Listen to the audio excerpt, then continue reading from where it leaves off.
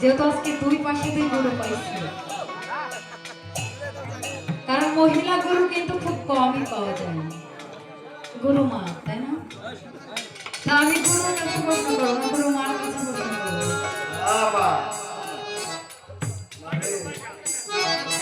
করবো। কারণ আমরা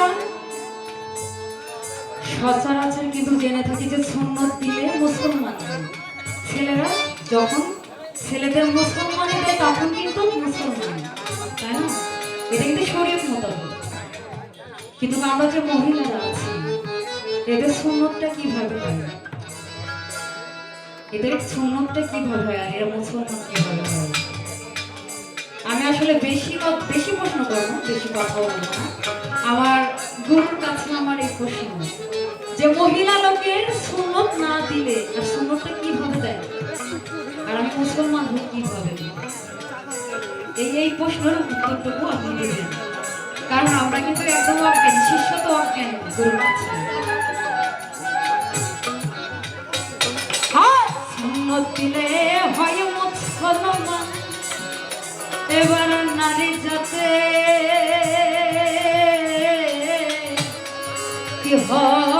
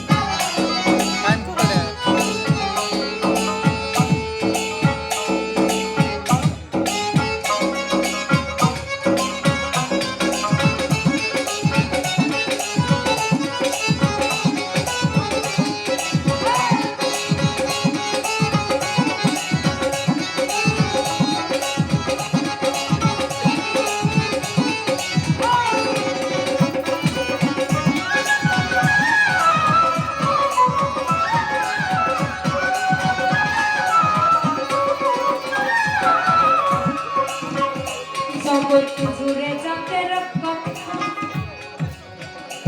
লোকে গল্প করে,